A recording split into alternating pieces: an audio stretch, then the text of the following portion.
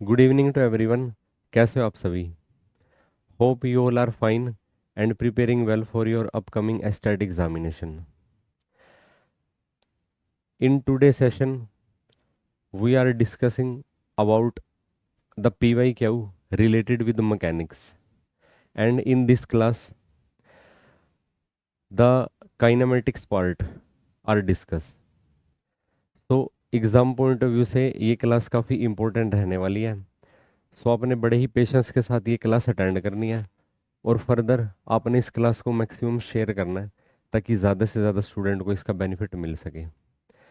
Further अगर आप channel पे फर्स्ट टाइम विजिट कर रहे हो तो आपने चैनल को सब्सक्राइब करना है और साथ में बेल नोटिफिकेशन को ऑन करना है ताकि टीचिंग एग्ज़ाम की जो लेटेस्ट इन्फॉर्मेशन है वो आप तक पहुंचती रहे। आइए स्टार्ट करते हैं मैकेनिक्स PYQs। जो आज की क्लास का हमारा फर्स्ट क्वेश्चन है उसमें क्या पूछा हुआ है, बेसिकली डिस्टेंस टाइम ग्राफ के बारे में डिस्कस किया हुआ है इस क्वेश्चन में। डिस्टेंस टाइम ग्राफ का ना नेचर पूछ रखा है यहाँ पे। Distance time graph of A uniformly accelerated motion. Uniformly accelerated motion के लिए जो बेसिकली डिस्टेंस टाइम ग्राफ आएगा उसका नेचर कैसा होगा ये हमको बताना है। सो अगर आप डिस्टेंस टाइम ग्राफ ड्रॉ करते हो यूनिफॉर्मली एक्सेलरेटेड मोशन है उसके लिए अगर आप डिस्टेंस टाइम ग्राफ ड्रॉ करते हो तो कुछ इस तरीके का ना ग्राफ आपको मिलता है। तो जो इसका आंसर आएगा वो रहेगा पैराबोला। ग्राफ की शेप कैसा रहेगी? Parabolic in nature. अगर यहाँ पे ना डिस्टेंस टाइम ग्राफ पूछ लिया जाए, यहाँ पे तो पूछ रखा है यूनिफॉर्म एक्सेलरेटेड मोशन का, अगर यहाँ पे पूछ लिया जाए with zero acceleration, zero acceleration में ग्राफ कैसा आएगा आपको ये भी पता होना चाहिए। With acceleration equal to zero, अगर एक्सेलरेशन आपको दे दी जाए जीरो तो पोजीशन टाइम ग्राफ की सिचुएशन कैसी हो जाएगी? वो एक ना स्ट्रेट लाइन ग्राफ हो जाएगा। उसमें हम ये मान के चलें कि जीरो, जब टाइम की वैल्यू जीरो है तब ऑब्जेक्ट ने ना एक फाइनाइट डिस्टेंस ट्रेवल किया हुआ है। तो इस तरीके से आप ना जीरो एक्सेलरेशन का ग्राफ भी ड्रॉ कर सकते हो। पोजीशन टाइम ग्राफ की बात कर रहे हैं। होप आपको ये कंसेप्ट समझ में आया होगा। Next one is displacement time graph for a two particle P1 and P2 are straight line inclined at 30 degree. इस बार आपको ना डिस्प्लेसमेंट टाइम ग्राफ गिवन है और एंगल ऑफ इंक्लिनेशन गिवन है, द रेशियो ऑफ वेलोसिटी। अब दो particle की ना वेलोसिटी की रेशियो फाइंड आउट करनी है अगर आपको ना डिस्प्लेसमेंट टाइम ग्राफ गिवन हो। As you know very well the slope of displacement time graph provides you velocity. तो डिस्प्लेसमेंट टाइम ग्राफ का अगर आप ना स्लोप फाइंड आउट करते हो तो आपको ना वेलोसिटी की वैल्यू मिलती है। अब डिस्प्लेसमेंट टाइम ग्राफ जो आपको गिवन है यहाँ पे वो स्ट्रेट लाइन की फॉर्म में गिवन है और कुछ इस तरीके से फर्स्ट पार्टिकल के लिए जो स्ट्रेट लाइन है उसने जो एक्स एक्सिस के साथ टाइम एक्सिस के साथ एंगल बना रखा वो 30 डिग्री है और सेकंड ऑब्जेक्ट के लिए वो एंगल आपको गिवन है 45 डिग्री। सो यहाँ पे अगर आपको ना पहले पार्टिकल की वेलोसिटी Vp1 फाइंड आउट करनी हो तो आपको बेसिकली इस स्ट्रेट लाइन का, मान लीजिए इस लाइन को अपना OA से एक्सप्रेस करते हो और इस लाइन को अपना OB से एक्सप्रेस कर रहे हो। सो आपको ना स्लोप फाइंड आउट करना पड़ेगा, स्लोप ऑफ लाइन OA, और इसका स्लोप निकालने के लिए टेंजेंट ऑफ एंगल लेना पड़ेगा is equal to tangent 30 degree. Tangent 30 की वैल्यू होती है 1/√3। सेकेंडली सेकंड पार्टिकल की वेलोसिटी के लिए velocity of particle P2 particle की वेलोसिटी वो बन जाएगा slope of line OB line का स्लोप। और अगर आपको ना एक लाइन के लिए एंगल गिवन है तो स्लोप क्या होता है? Tangent of the angle is equal to 1। अब आपने इन दोनों वेलोसिटी की ना बेसिकली रेशियो फाइंड आउट करनी है।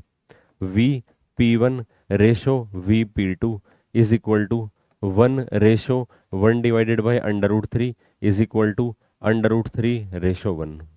यानी कि second option is the right option. Hope आपको ये कंसेप्ट समझ में आया होगा। बेसिकली स्लोप है जो डिस्प्लेसमेंट टाइम ग्राफ का, वो आपको वेलोसिटी की मेजरमेंट देता है, वो कंसेप्ट हमने यहाँ पे यूज किया हुआ है। नेक्स्ट वन इज, नेक्स्ट जो क्वेश्चन है, एक पार्टिकल है जो उसकी मोशन स्टार्ट हुई है रेस्ट से स्टार्ट हुई है, इनिशियल वेलोसिटी की वैल्यू 0 गिवन है। व्हेन एन एक्सेलरेशन ए, और जो उसकी एक्सेलरेशन है, एक्सेलरेशन उसकी ए है। एक्सेलरेशन आपको ना टाइम डिपेंडेंट गिवन है, जो उसकी एक्सेलरेशन है बेसिकली ऑब्जेक्ट की इनिशियल वेलोसिटी की वैल्यू 0 गिवन है, एक्सेलरेशन की वैल्यू टाइम डिपेंडेंट गिवन है b इंटू टी, जहाँ पे b है वो एक कांस्टेंट है। Displacement of the particle in the time interval, अब आपको ना टाइम इंटरवल t1 से लेके सॉरी 0 से लेके t1 टाइम इंटरवल में आपको ना उसकी डिस्प्लेसमेंट की वैल्यू फाइंड आउट करनी है। आपको जो उसकी एक्सेलेरेशन है वो ना टाइम डिपेंडेंट दे रखी है।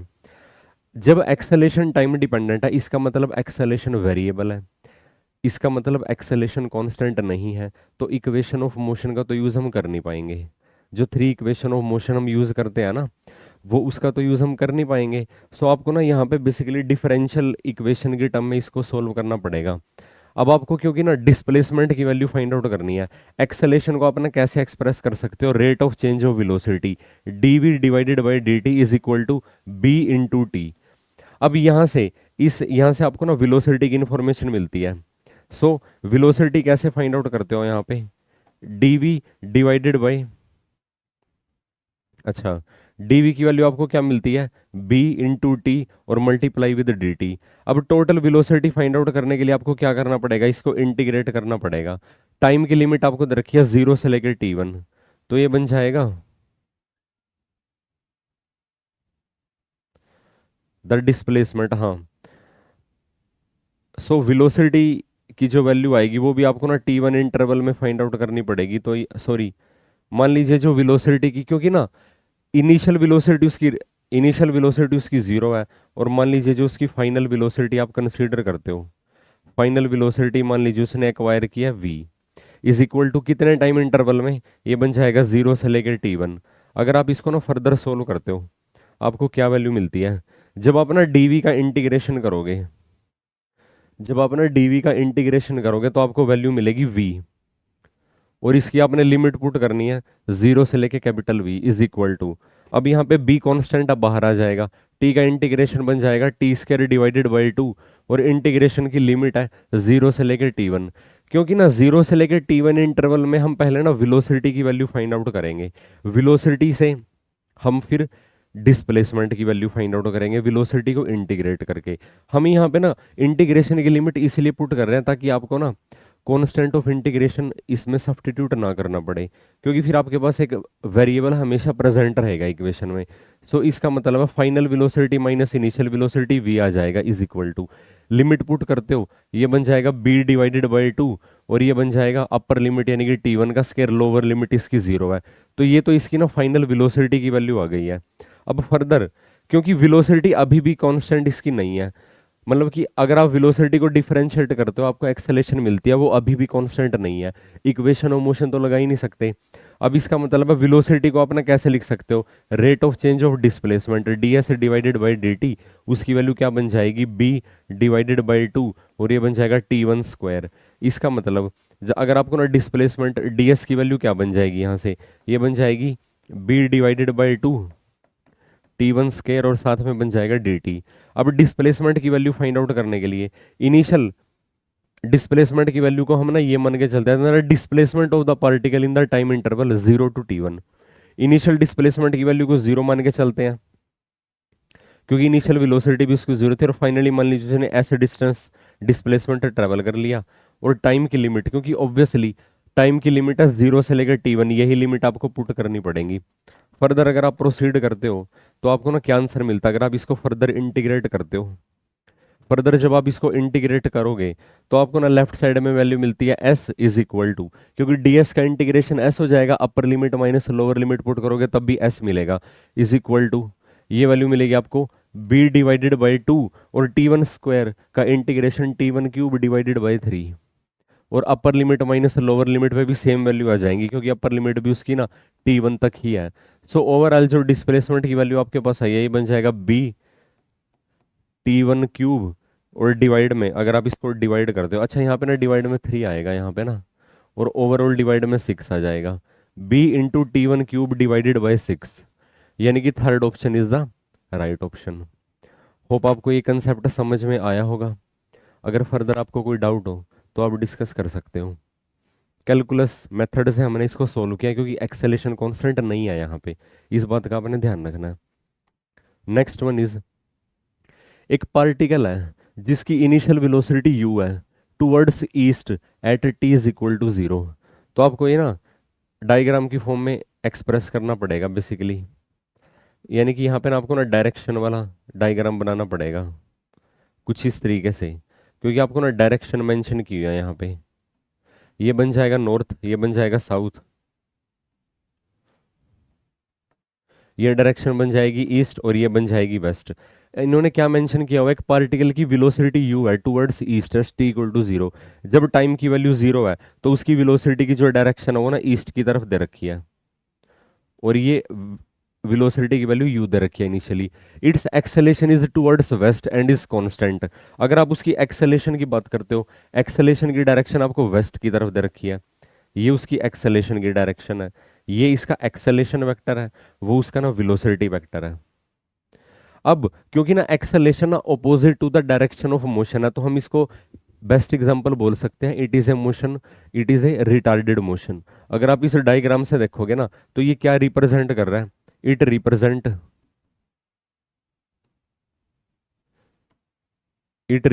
Retarded motion. ये ना रिटार्डेड मोशन को रिप्रेजेंट कर रहा है,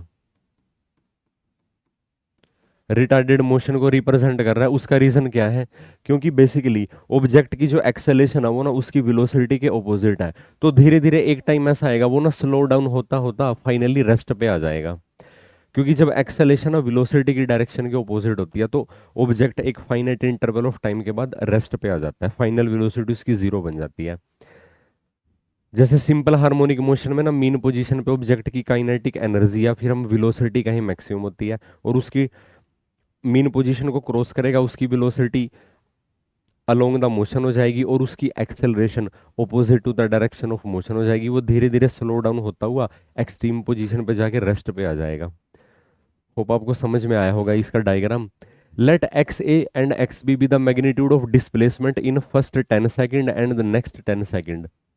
देन अब आपको एक्स ए और एक्स बी के बीच में रिलेशनशिप फाइंड आउट करना है। अब इन्होंने ये मेंशन किया हुआ है जो एक्स ए उसका जो डिस्प्लेसमेंट है, मैग्नीट्यूड ऑफ डिस्प्लेसमेंट है बेसिकली, एक्स ए क्या बन जाएगा इसका, ये क्या है, डिस्प्लेसमेंट इन 10 सेकेंड, 10 सेकेंड। तो एक्स ए जो उसका ना 10 सेकेंड के अंदर डिस्प्लेसमेंट है, उसकी इनिशियल वेलोसिटी आपको यू दे रखी है। आप इसको ना कैसे फाइंड आउट करोगे, सेकंड इक्वेशन ऑफ मोशन हम अप्लाई करते हैं। हम क्यों अप्लाई कर सकते हैं, बेशक इसकी ना मोशन ना रिटार्डेड मोशन है, लेकिन इसकी एक्सेलेरेशन तो कांस्टेंट है जो इसकी वेलोसिटी के ऑपोजिट डायरेक्शन में है। या हम ये कह सकते हैं इसकी रिटार्डेशन तो कांस्टेंट है, और कांस्टेंट एक्सेलेरेशन या फिर कांस्टेंट रिटार्डेशन के लिए इक्वेशन ऑफ मोशन वैलिड करता है। सेकंड इक्वेशन ऑफ मोशन मैं यहाँ पे लगा रहा हूँ, यानी कि S is equal to you T, और u इंटू टी, टी की वैल्यू है 10 plus half of A T square. अब रिटार्डेड मोशन है तो ये बन जाएगा माइनस में हाफ ऑफ ए इंटू में टाइम का स्क्वायर, तो ये आप कर देना टाइम का स्क्वायर। इसको जब आप फर्दर सोल्व करते हो आपको ना क्या वैल्यू मिलती है यहाँ पे ना एक्स ए की आपको ना क्या वैल्यू मिलती है, ये बन जाएगा 10u माइनस में 100 बन जाएगा 10 का स्क्वायर बाई में 2, ये बन जाएगा 50 इंटू ए। मान लीजिए इसको इक्वेशन 1 मान लीजिए। अब इन्होंने ये कहा है जो उसकी एक्स बी डिस्प्लेसमेंट है वो क्या है, उसकी ना नेक्स्ट 10 सेकेंड में है। तो अगर आप ना ओवरऑल कंसीडर करते हो उसकी जिस पॉइंट से उसकी ना मोशन स्टार्ट होती है वहां से लेके 20 सेकेंड के बाद उसकी टोटल डिस्प्लेसमेंट कितनी बन जाएगी, एक्स ए प्लस एक्स बी। हमेशा ध्यान रखना कि जैसे ना 11 से लेके 20 सेकेंड के दौरान आप अलग इक्वेशन ऑफ मोशन नहीं अप्लाई कर सकते। आपको इक्वेशन ऑफ मोशन ना स्टार्टिंग टाइम की वैल्यू से ही स्टार्ट करनी पड़ती है। सो नेक्स्ट 10 सेकेंड का मतलब है कि आपको ना 0 से लेके 20 सेकेंड के लिए डिस्प्लेसमेंट लिखनी पड़ेगी। सो अगर आप उसको लिखोगे, सो आप इसको ऐसे लिखोगे एक्स ए प्लस एक्स बी, जो आपको ये वैल्यू गिवन है एक्स ए प्लस एक्स बी। अब ये डिस्प्लेसमेंट है उसका नेक्स्ट 10 सेकेंड में, तो ये बन जाएगा टोटल 20 सेकेंड में, तो ये बन जाएगा यू टी। यू टी का मतलब है यू इंटू टी, यानी कि 20 सेकेंड माइनस में हाफ ऑफ टी स्क्वायर, और जब आप टाइम का स्क्वायर करोगे आपको 20 का स्क्वायर करना पड़ेगा। इसका मतलब अगर आप इसको लिखते हो एक्स ए प्लस एक्स बी, ये वैल्यू आपको मिलती है 20u माइनस में 20 का स्क्वायर जब आप करते हो 400, 400 को 2 से डिवाइड करते हो आपको मिलता है 200 इंटू एक्सेलरेशन, 200 इंटू एक्सेलरेशन। ये बन जाएगा इक्वेशन नंबर 2। अब आपको ना एक्स बी फाइंड आउट करने के लिए क्या करना पड़ेगा, एक्स बी फाइंड आउट करने के लिए आपको ना इक्वेशन 2 में से इक्वेशन 1 सब्ट्रैक्ट करनी पड़ेगी। अगर आप इसको सब्ट्रैक्ट करते हो एक्स बी की आपको कितनी वैल्यू मिलती है, 20u में से 10u जाएगा तो ये बच जाएगा 10u, और माइनस के 200a और में से 50 सब्ट्रैक्ट करोगे माइनस में 150a, तो ये आपको वैल्यू मिलती है बेसिकली, ये आपको वैल्यू मिलती है एक्स बी की। अब आपको ना एक्स ए और एक्स बी के बीच में ना रिलेशन की वैल्यू फाइंड आउट करनी है। अब आप ध्यान से देखो कि एक्स ए में से ना 10u में से आपको ना 50 घटाया है, लेकिन यहाँ पे जब आप फाइंड आउट करते हो यू टी, ये टाइम बन जाएगा माइनस में half of A into T square, और एक्स बी की वैल्यू आई है 10u माइनस के 150। और वैसे भी ना धीरे धीरे क्या हो जाएगा, वो ना स्लो डाउन होता चला जाएगा। तो बेसिकली यहाँ से आप देख रहे हो जो एक्स ए है उसकी वैल्यू क्या बनेगी, एक्स बी से बड़ी बनेगी, X A is greater than X B, यानी कि third option is the right option. Hope आपको ये कंसेप्ट समझ में आया होगा। जो एक्स ए की वैल्यू है वो वैल्यू है एक्स बी की वैल्यू से क्या रहेगी, ज़्यादा रहेगी इस पार्ट के लिए, इस क्वेश्चन के लिए एक्स ए की वैल्यू एक्स बी की वैल्यू से ज़्यादा रहेगी।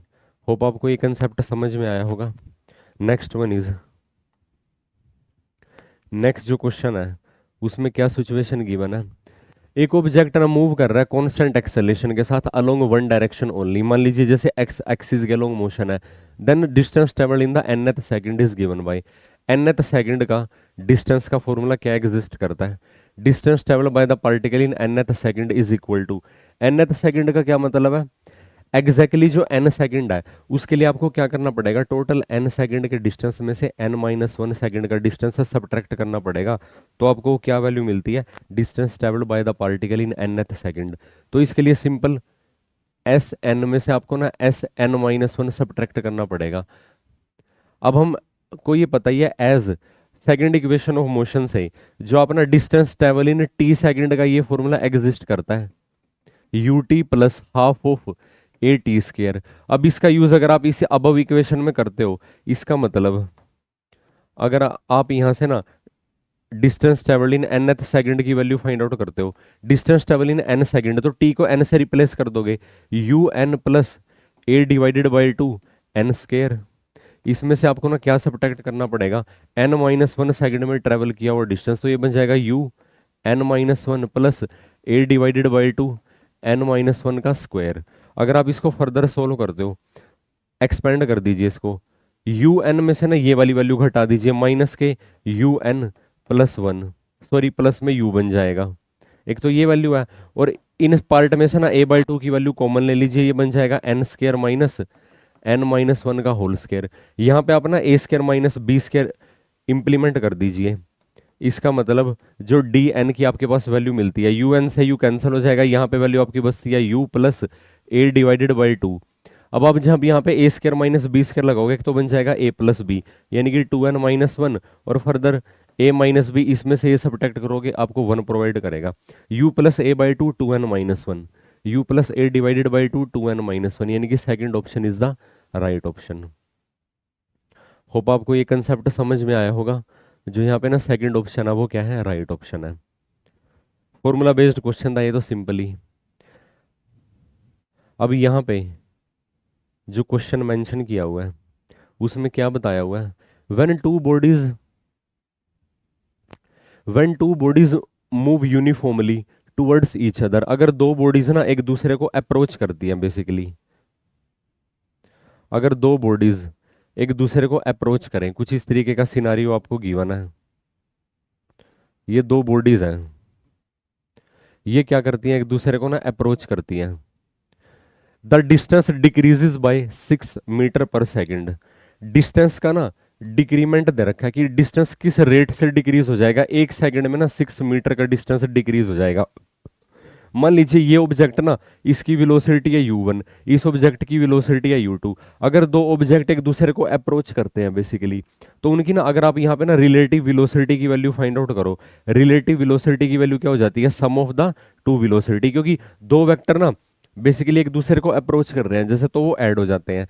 सो ये जो वेलोसिटी है, ये वेलोसिटी क्या कर रही है, उनके बीच के जो डिस्टेंस को डिक्रीज कर रही है, किस रेट से, 6 मीटर पर सेकंड। अब ये जो डिस्टेंस के डिक्रीज होने का रेट है, rate of decrease of distance, ये एक तरीके से वेलोसिटी को ही तो रिप्रेजेंट करेगा, या हम उसको स्पीड भी बोल सकते हैं, क्योंकि वन डायमेंशन में वेलोसिटी और स्पीड इक्वल होती है। तो रिलेटिव वेलोसिटी उनके सम के इक्वल हो जाएगी, और ये किस रेट से जो डिस्टेंस डिक्रीज हो रहा है उसके बराबर हो जाएगी। ये वैल्यू आपको ना 6 के इक्वल पुट करनी पड़ेगी।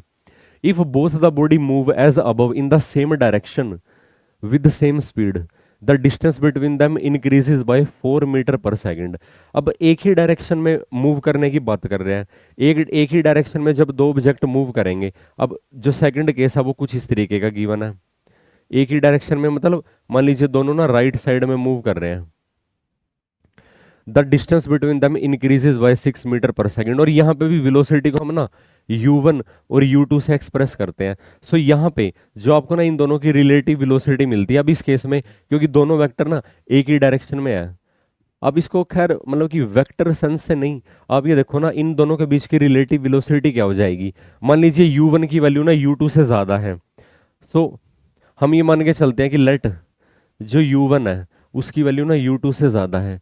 सो उस केस में अब ये एक ही डायरेक्शन में अप्रोच कर रहे हैं, तो यहाँ पे इनकी जो रिलेटिव वेलोसिटी है तो ये बन जाएगी इन दोनों का डिफरेंस।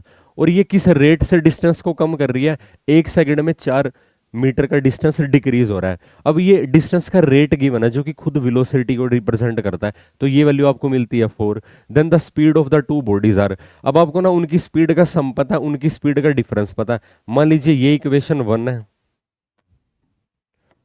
और ये वाली क्या है, इक्वेशन नंबर 2। अब आपने क्या करना है, ऐड इक्वेशन 1 एंड 2।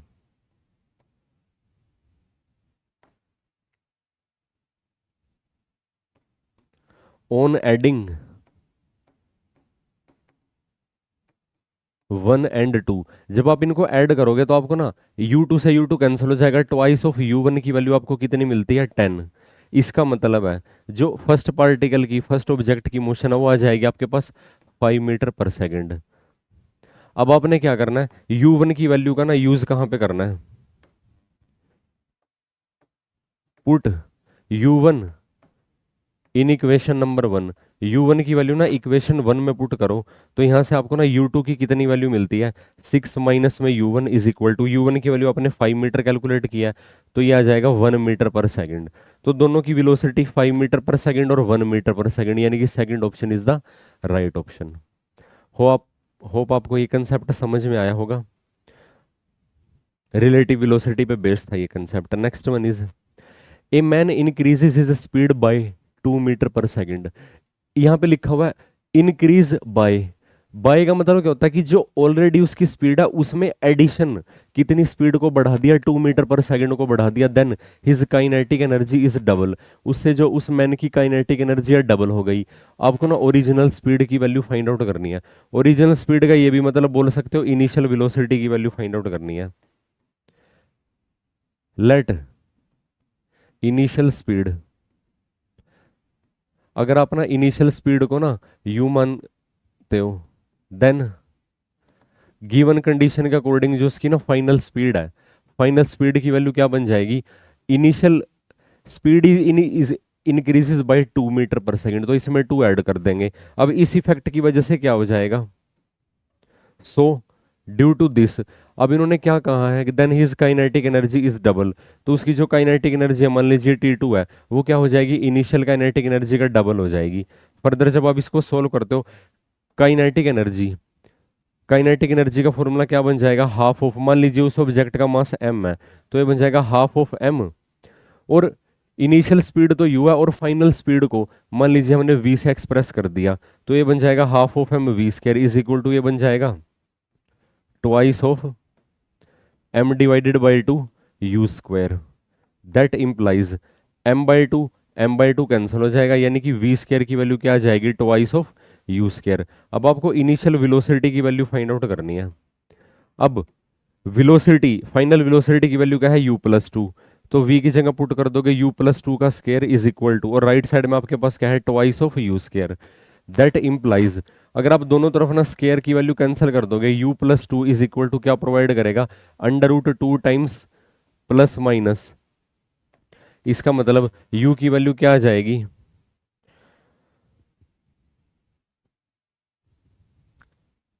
ये बन जाएगा √2 टाइम्स, हाँ, तो ये आपको वैल्यू मिलती है √2 माइनस में 2, एक तो ये वैल्यू मिलती है आपको फाइनल वेलोसिटी की, क्योंकि फाइनल वेलोसिटी में इंक्रीजेस बाय 2 कर दिया था ना, यानी कि u+2 का स्क्वायर, काइनेटिक एनर्जी उसकी डबल हो जाएगी इनिशियल वैल्यू का, m/2 m2 हमने कैंसिल कर दिया, u+2 और ये स्क्वायर कैंसिल हो जाएगा, यहाँ पे ना √2 आ जाएगा।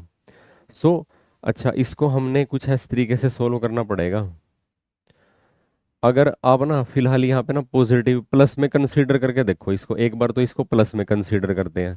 अगर आप इसको प्लस में ही कंसीडर करते हो तो ये बन जाएगा √2। वैसे आप इसको क्वाड्रेटिक इक्वेशन से भी कर सकते हो, यू को उधर जाके सब्ट्रैक्ट कर दो, 2 की वैल्यू आ जाएगी √2 -1 टाइम्स यू, इसका मतलब है u की वैल्यू आ जाएगी 2 डिवाइडेड बाई √2 - 1। आप इसको जब रैशनलाइज करते हो, रैशनलाइज में √2 + 1 से मल्टीप्लाई करना पड़ता है और √2 + 1 से डिवाइड करना पड़ता है। जब आप ऐसा करते हो तो आपको क्या वैल्यू मिलती है फर्दर इसकी, यहाँ पे अगर आप इसको फर्दर सोल्व करो तो ये वैल्यू आपको मिलती है √2 + 1, और डेनोमिनेटर में तो ना √2 का स्क्वायर 2 -1, तो 1 बच जाएगा, ट्वाइस ऑफ √2 + 1। इसको फर्दर सोल्व करते हुए बनता है 2 + 2√2।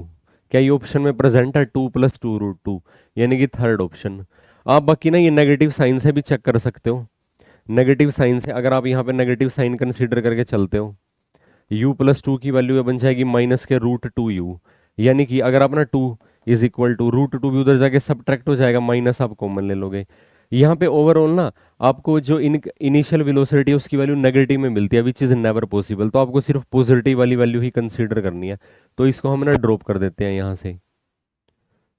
So this is the required answer 2 + √2, 2 + 2√2, यानी कि थर्ड ऑप्शन। होप आपको ये कंसेप्ट समझ में आया होगा। Next one is distance travel by A particle varies with time. अब डिस्टेंस और टाइम का आपको ना रिलेशनशिप गिवन है यहाँ पे, डिस्टेंस की ना टाइम डिपेंडेंसी गिवन है, डिस्टेंस की जो टाइम डिपेंडेंसी है s is equal to 1.2 into में t², ये वैल्यू आपको गिवन है। Average speed during the time interval 0 to 10 second, 0 to 10 second के इंटरवल में आपको ना क्या वैल्यू फाइंड आउट करनी है, एवरेज स्पीड की वैल्यू फाइंड आउट करनी है। अगर आप ना एवरेज स्पीड का फॉर्मूला लिखते हो, एवरेज स्पीड आपको ना क्या फॉर्मूला एग्जिस्ट करता है, एवरेज स्पीड का total distance divided by total time, यही तो एवरेज स्पीड का फॉर्मूला एग्जिस्ट करता है। अब टोटल डिस्टेंस आपको ना 0 से लेके t सेकंड में फाइंड आउट करना है। अगर आप इसको फाइंड आउट करते हो, टोटल डिस्टेंस मान लीजिए आप यहाँ पे फाइंड आउट करते हो s टोटल, और आपको ये फाइंड आउट करना है 10 सेकंड के अंदर, तो t की जगह आपको क्या वैल्यू पुट करनी पड़ेगी, 10 पुट कर दीजिए, यानी कि ये बन जाएगा 10 का square still is equal to 10 का स्क्वायर 100, डेनोमिनेटर से एक l और 10 कैंसिल हो जाएगा, तो ये आपको प्रोवाइड करेगा 120, और क्योंकि ये ना मीटर के अंदर मेजर कर रहे हैं 120 मीटर आ जाएगा। सो फर्दर अगर आप प्रोसीड करते हो तो एवरेज वेलोसिटी का क्या फॉर्मूला है, टोटल डिस्टेंस की वैल्यू हमने फाइंड आउट कर लिया, ये बन जाएगा 120 डिवाइडेड बाई टोटल टाइम। अब टोटल टाइम तो 10 सेकंड ही है, इसका मतलब जो एवरेज वेलोसिटी है वो आपके पास कितनी आ जाती है, 12 मीटर पर second. This is the required answer. तो एवरेज स्पीड की वैल्यू कितनी आ जाएगी, 12 मीटर पर सेकंड। होप आपको ये कंसेप्ट समझ में आया होगा। अगर इस क्वेश्चन में ना इंस्टेंटेनियस स्पीड पूछ लेते हैं, इंस्टेंटेनियस स्पीड के लिए आपको क्या करना पड़ता है, इसको डिफरेंशिएट करना पड़ता, क्योंकि वो पर्टिकुलर इंस्टेंट पे पूछते हैं, ये आपने ध्यान रखना है। मैं यहाँ पे लिख देता हूँ for instantaneous speed, for for we instantaneous we have to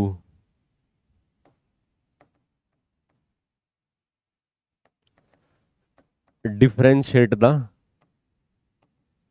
given equation, that is, अगर आपसे इंस्टेंटेनियस पूछ लेते तो आपको क्या करना पड़ता, D by d t of S, ये जो डिस्प्लेसमेंट गिवन आपको, इसको आपको डिफरेंशिएट करके तब वैल्यू पुट करनी पड़ती, तो इसकी वैल्यू इससे अलग आती।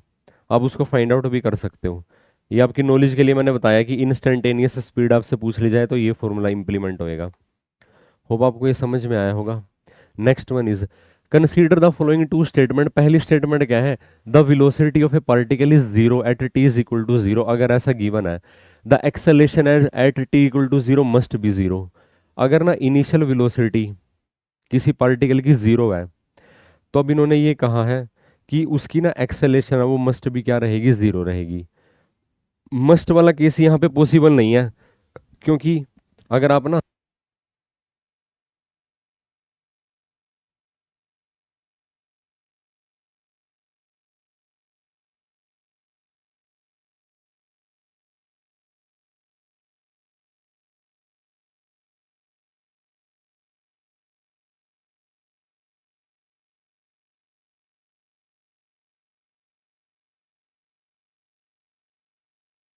अगर इनिशियल वेलोसिटी ये पूछ रहे हैं कि अगर इनिशियल वेलोसिटी जीरो है तो एक्सेलेरेशन मस्ट भी जीरो होनी चाहिए।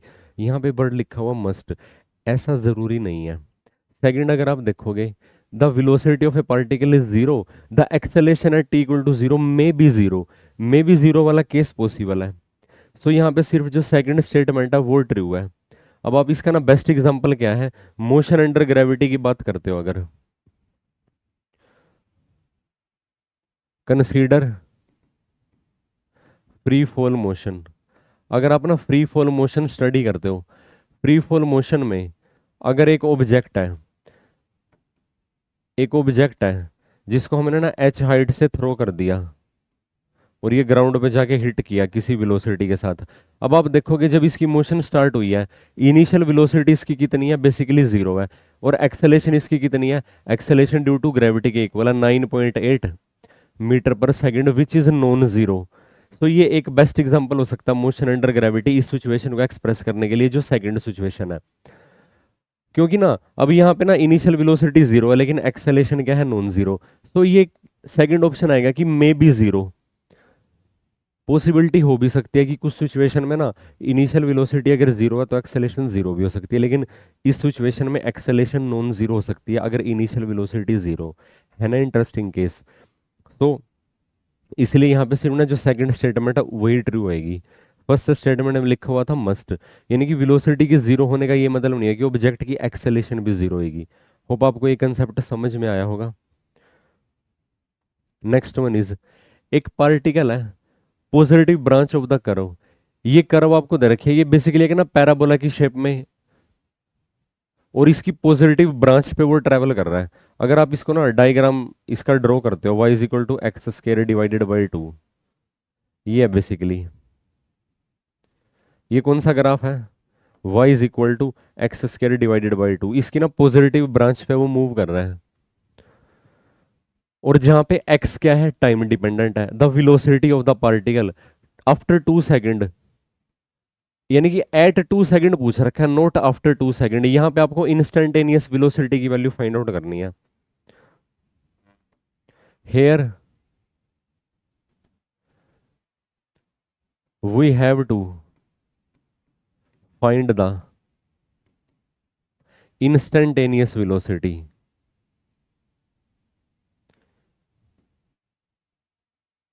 इंस्टेंटेनियस वेलोसिटी, क्योंकि particular have to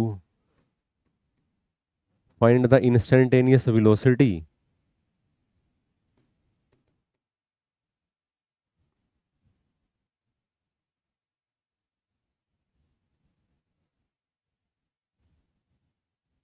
velocity at T is equal to 2 second. तो t is equal to 2 second पे हमको ना क्या फाइंड आउट करना है, बेसिकली इसके लिए ना इंस्टेंटेनियस वेलोसिटी की वैल्यू फाइंड आउट करनी है। सो उसके लिए आप क्या करोगे फिर,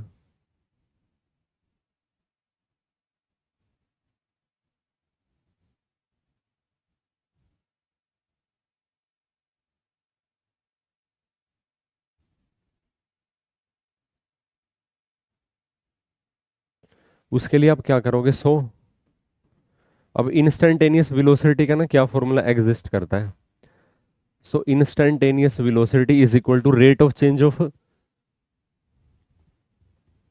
हाँ, rate of change of displacement, और उसका जो डिस्प्लेसमेंट है बेसिकली। अब इंस्टेंटेनियस वेलोसिटी, अब वेलोसिटी क्या है कि ना वेक्टर फिजिकल क्वांटिटी है, तो इस वेलोसिटी का एक्स कंपोनेंट भी एग्जिस्ट करेगा और इस वेलोसिटी का फर्दर वाई कंपोनेंट भी एग्जिस्ट करेगा।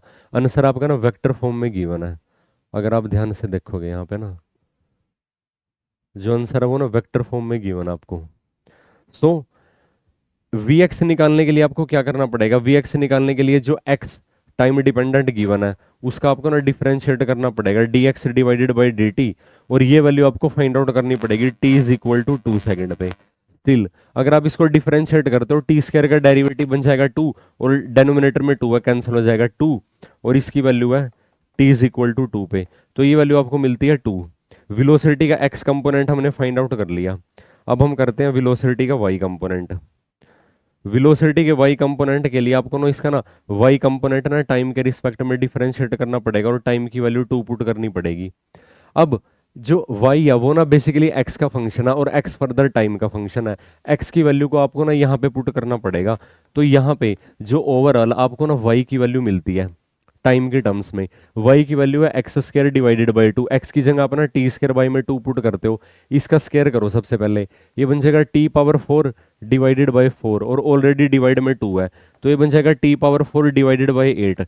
फर्दर जब आप इसको डिफरेंशिएट करते हो आपको वैल्यू मिलती है टी क्यूब डिवाइडेड बाई 2, और इसकी वैल्यू आपको ना फाइंड आउट करनी है टी इज इक्वल टू 2 पे, तो ये वैल्यू आ जाएगी 4।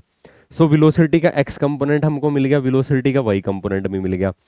एक्स कंपोनेंट के साथ एक्स एक्सिस वाला यूनिट वेक्टर यानी कि 2i, और वाई कंपोनेंट के साथ वाई वाला यूनिट वेक्टर यानी कि j, 2i plus 4j, 2i plus 4j, यानी कि second option is the right option. यानी कि यहाँ पे अगर आप ना इंस्टेंटेनियस वेलोसिटी को एक्सप्रेस करते हो, इंस्टेंटेनियस वेलोसिटी को एक्सप्रेस करते हो v x i plus v y j, तो ये बन जाएगा 2i plus 4j। This is the required answer. Hope आपको ये कंसेप्ट समझ में आया होगा। Next one is distance travel by a body is directly proportion to the square of the time taken. यानी कि इस बार आपको ना क्या सिचुएशन गिवन है, जो डिस्टेंस है वो किसका फंक्शन है, वो टाइम के स्क्वायर पे डिपेंड करता है। इसका मतलब एक्सेलेरेशन की वैल्यू आपको फाइंड आउट करनी है। अगर आप कांस्टेंट ऑफ प्रोपोर्शनलिटी यहाँ पे के यूज करते हो तो एस की वैल्यू बन जाएगी के। ये ना डिस्प्लेसमेंट की ना टाइम डिपेंडेंसी दे रखी है आपको, या डिस्टेंस की आप बोल सकते हो। एक्सेलेरेशन की वैल्यू फाइंड आउट करनी है। अब डिस्टेंस है, सबसे पहले तो आपको ना वेलोसिटी की वैल्यू फाइंड आउट करनी पड़ेगी। सो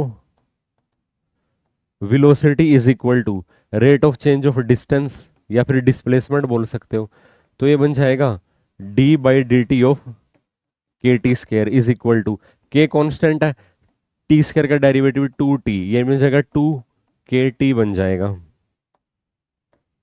अगेन आपको ना एक्सेलेरेशन की वैल्यू फाइंड आउट करनी है। एक्सेलेरेशन के लिए आपको क्या करना पड़ेगा, rate of change of velocity with respect to time, यानी कि d by d t of velocity की वैल्यू है 2kt, 2k यहाँ पे कांस्टेंट है और बेसिकली टाइम का डेरिवेटिव 1 बन जाएगा इज इक्वल टू 2k। अब इसमें टाइम इन्वॉल्व है नहीं तो ये एक्सेलेरेशन की वैल्यू बन जाएगी कांस्टेंट, क्योंकि बेसिकली ये ना टाइम का फंक्शन नहीं है, इस वजह से ये कांस्टेंट बन जाएगी। सो इसका आंसर आएगा थर्ड ऑप्शन, रिमेन्स कांस्टेंट। इस सिचुएशन में अगर जो डिस्प्लेसमेंट है वो टाइम के स्क्वायर पे अगर डिपेंड करता है तो उस केस में ऑब्जेक्ट की जो एक्सेलेरेशन है वो ना कांस्टेंट रहेगी। होप आपको ये कंसेप्ट समझ में आया होगा। Next one is if a body loses half of its velocity on penetrating 3 centimeter in a wooden block, then how much will it penetrate more before coming to rest? अगर एक body, वैसे यहाँ पे ना बॉडी की जगह ना proper word ना बुलेट आना चाहिए था, है ना। यानी कि अगर आपने एक ना बुलेट का एग्जांपल कंसीडर करते हो, एक बॉडी वुडन ब्लॉक के अंदर, जैसे यहाँ पे ना अगर आप एक ना बुलेट कंसीडर करते हो, उसकी अगर आप ना इनिशियल वेलोसिटी को यू से रिप्रेजेंट करते हो, जब वो ना इस वुडन ब्लॉक के अंदर ना पेनिट्रेट हो गई, तो पेनिट्रेट होने के बाद अब मान लीजिए इसकी फाइनल वेलोसिटी को अपना v से एक्सप्रेस करते हो। अब इन्होंने क्या कहा है, loss is half of its velocity. Half velocity loss करने के बाद जो वेलोसिटी पेंडिंग रहेगी वो भी तो हाफ ही रहेगी। और इसने इसके वेल इन साइड है ना कितना डिस्टेंस, मान लीजिए इस डिस्टेंस को एस से रिप्रेजेंट करते हैं, कितना डिस्टेंस ट्रेवल कर लिया, 3 सेंटीमीटर इसने ट्रेवल कर लिया। Then how much will it penetrate more before coming to rest. अब ये इस वुडन ब्लॉक को ना फर्दर भी और भी आगे ना ट्रेवल करेगी, क्योंकि इस पॉइंट तक तो ना इसकी वेलोसिटी इनिशियल वेलोसिटी का सिर्फ हाफ ही तो रहा है। ये फर्दर भी इस ब्लॉक के अंदर ना ट्रेवल तो करेगी अगर देखोगे आप। मान लीजिए इसको हम ना फर्दर ड्रॉ करते हैं, ये इस ब्लॉक के अंदर ना फर्दर भी ट्रेवल करेगी रेस्ट पे आने तक, यानी कि फाइनल वेलोसिटी इसकी जीरो वाला केस हमको डिस्कस करना है। सो सबसे पहले तो हमको ना डिस्टेंस की वैल्यू गिवन है, हमको फाइनल वेलोसिटी की वैल्यू गिवन है और इनिशियल वेलोसिटी की वैल्यू गिवन है। हम यहाँ से ना एक्सेलेरेशन की वैल्यू फाइंड आउट करते हैं, और जब कमिंग टू रेस्ट वाली सिचुएशन है उस केस में हमको डिस्टेंस की वैल्यू फाइंड आउट करनी है, एक्सेलेरेशन की वैल्यू का यूज कर लेंगे। सो इस सिचुएशन में हेयर जो फाइनल वेलोसिटी आपके पास ये है, हम ये एक्सेलेरेशन की वैल्यू अगर आप ना फाइंड आउट करते हो यहाँ पे, क्या इसकी ना एक्सेलेरेशन कांस्टेंट रहेगी, तभी तो हम इक्वेशन ऑफ मोशन अप्लाई कर सकते हैं। कौन सा फॉर्मूला बेस्ट रहेगा यहाँ पे, s equal to you t half a t square, time की कोई नॉलेज नहीं है, v square minus u square equal to 2 AS। Velocity इसकी इनिशियल वेलोसिटी से हाफ रह गई, क्या इसकी एक्सेलेरेशन कांस्टेंट रहेगी। अगर आपको चेक करना हो ये चीज, अगर using third equation of motion, third equation of motion जब आप यूज करते हो तो आपको क्या वैल्यू मिलती है, वी स्क्वायर माइनस में u square equal to 2 AS। तो यहां से अगर आप एक्सेलेरेशन की वैल्यू फाइंड आउट करोगे, वेलोसिटी की वैल्यू क्या है, यू का 50%, हेयर वेलोसिटी की वैल्यू आपको दे रखी है basically 50% of initial velocity. So v की जगह आपने पुट करना है u divided by 2 it's square minus में क्या है u स्क्वायर डिवाइड में 1 is equal to twice of a into s. Displacement आपको दे रखा है 3 सेंटीमीटर। इसका मतलब अगर आप यहाँ से ना एक्सेलेरेशन की वैल्यू फाइंड आउट करते हो, एक्सेलेरेशन की वैल्यू बनती है 1 डिवाइडेड बाई 6 ऑफ, अब आपको ये करना है यू स्क्वायर डिवाइडेड बाई 4 में से आपको ना यू स्क्वायर बाय में 1 की वैल्यू सब्ट्रैक्ट करनी है इज इक्वल टू, तो ये आपको ना वैल्यू मिलती है नेगेटिव में, और नेगेटिव में आपको कितनी वैल्यू मिलती है यहाँ पे 3 यू स्क्वायर डिवाइडेड बाई 24, तो ये बनेगा यू स्क्वायर डिवाइडेड बाई, अगर आप इसको कैंसिल कर तो ये बन जाएगा 8 पे। सो उसकी एक्सेलेरेशन है इनिशियल वेलोसिटी के स्क्वायर के प्रोपोर्शनल है, तो हम ये बोल सकते हैं so acceleration is equal to constant. Acceleration उसकी कांस्टेंट है, इक्वेशन ऑफ मोशन को हम ना अप्लाई कर सकते हैं यहाँ पे। So final velocity in second case, in second case अगर आप देखो ध्यान से, इन सेकंड केस में आपको ना क्या स्टडी करना है, देखिए इनिशियल वेलोसिटी तो आपको ना यू ही कंसीडर करनी पड़ेगी, u is equal to u, and जो फाइनल वेलोसिटी है v की वैल्यू बन जाएगी 0, और एक्सेलेरेशन की वैल्यू आपने ये यूज करनी है। सो जो हमने अभी फाइंड आउट किया है, सो अब यहाँ पे आप भी हम ना, क्योंकि आपको ना then how much will it penetrate, तो वो कितना और पेनिट्रेट कर जाएगा।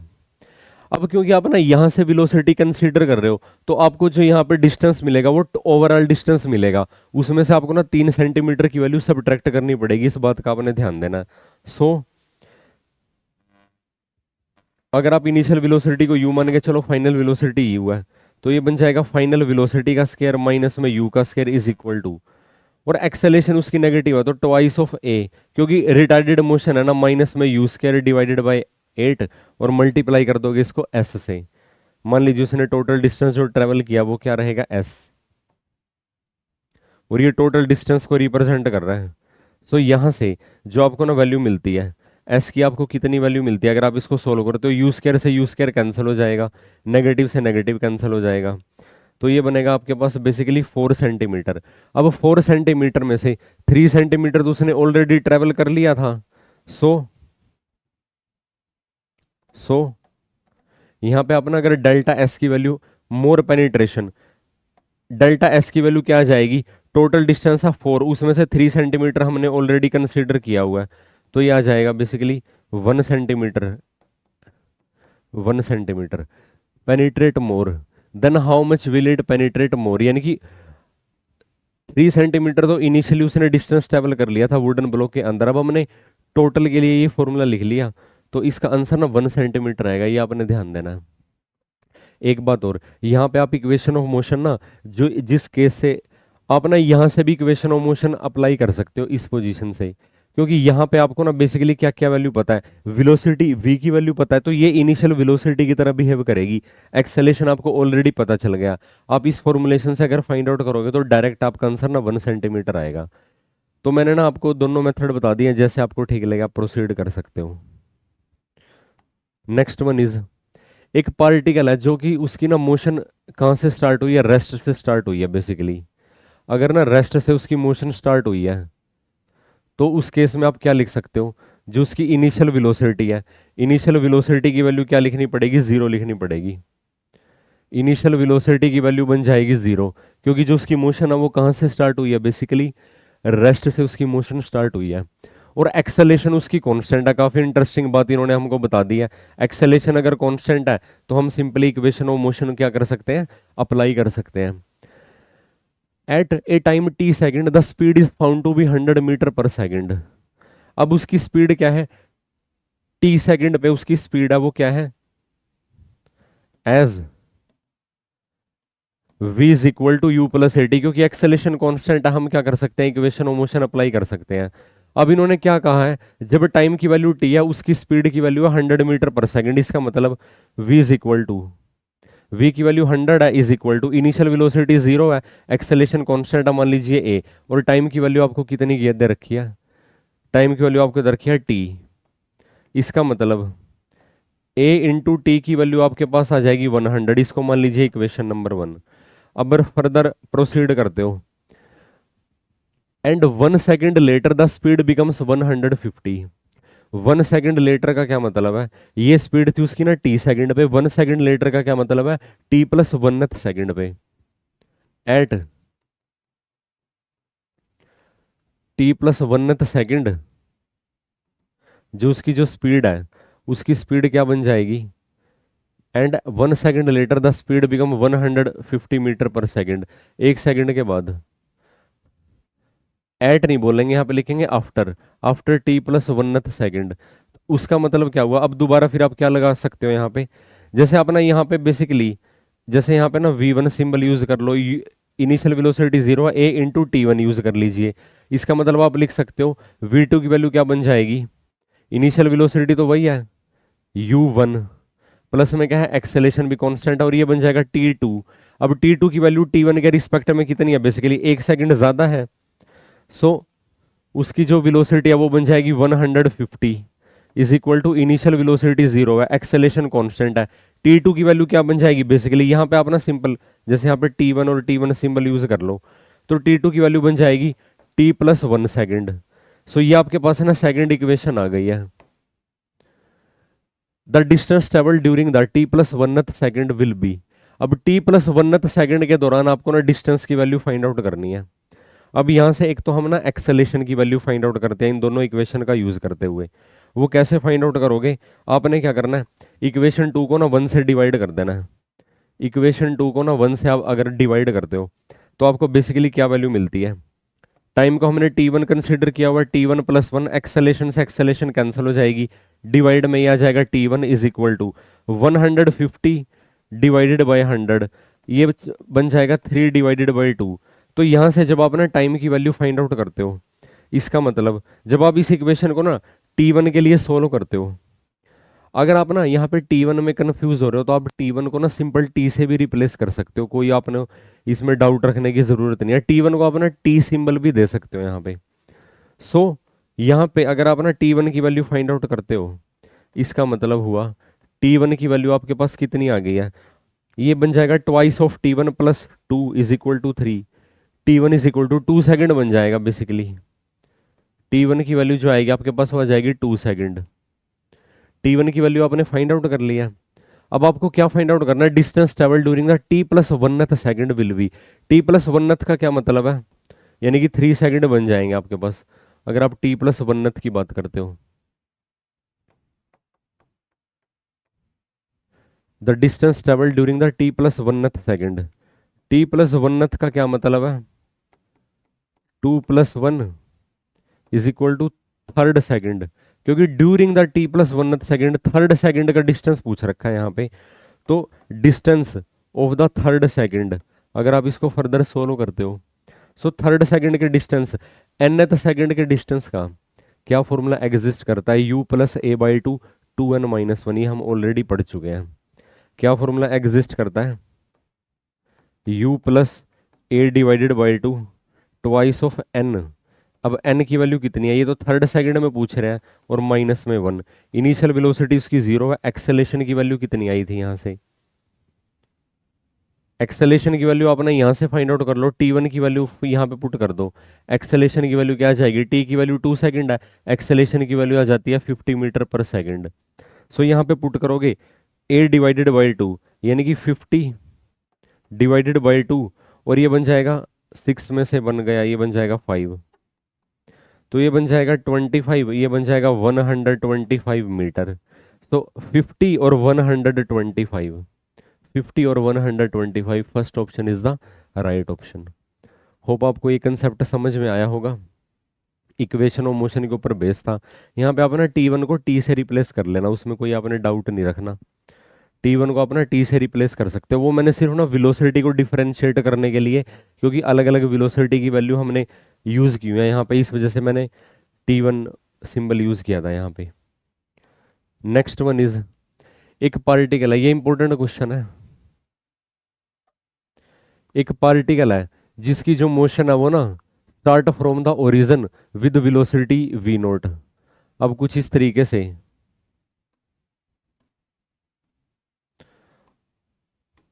उसकी पार्टिकल की जो मोशन है वो ना ओरिजिन से स्टार्ट हुई है।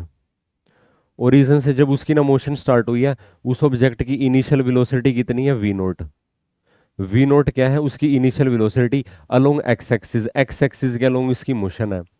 The deceleration of the particle is proportional to the square of the distance particle from the origin. अब डीएक्सेलेरेशन का क्या मतलब होता है, बेसिकली नेगेटिव ऑफ एक्सेलेरेशन को डीएक्सेलेरेशन बोलते हैं, proportion to the square of the distance. मान लीजिए इसने ना एक्स डिस्टेंस से ट्रेवल कर लिया, यहां तक आप मान के चलो, यहां तक इसने जो डिस्टेंस ट्रेवल कर लिया वो एक्स है, तो ये एक्स स्क्वायर के डिस्टेंस के स्क्वायर के प्रोपोर्शनल है। तब आपको क्या फाइंड आउट करना था, distance at which the particle stops is proportional to, कितनी दूर जाके वो ना रुक जाएगा, ये वैल्यू आपको फाइंड आउट करनी है। इसका मतलब क्या हुआ, अब डिस्टेंस क्या है, सॉरी जो इसके ये D stand for D acceleration. D acceleration किसके प्रोपोर्शनल है, जो उसका ना ओरिजिन से डिस्टेंस है उसके स्क्वायर के प्रोपोर्शनल है। मान लीजिए ओरिजिन से इसका डिस्टेंस एक्स है, इनिशियल वेलोसिटी v0 गिवन है। इसका मतलब है अगर आप कांस्टेंट ऑफ प्रोपोर्शनलिटी को ना के यूज करते हो तो ये बन जाएगा डिस, ये D stand for D acceleration, acceleration का नेगेटिव।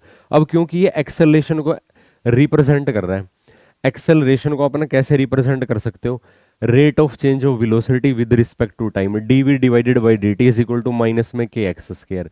अब इस इक्वेशन को आप ना बड़े ध्यान से देखना, यहाँ पे आपके पास है ना लेफ्ट साइड में एक तो ना वेलोसिटी वेरिएबल है, एक आपके पास टाइम वेरिएबल है। राइट साइड में ना तो आपके पास टाइम है ना आपके पास वेलोसिटी है, यहाँ पे आपको डिस्प्लेसमेंट या फिर आप कहें डिस्टेंस यानी कि एक्स की टर्म्स में वो गिवन है, proportion to the square of the distance, distance given है।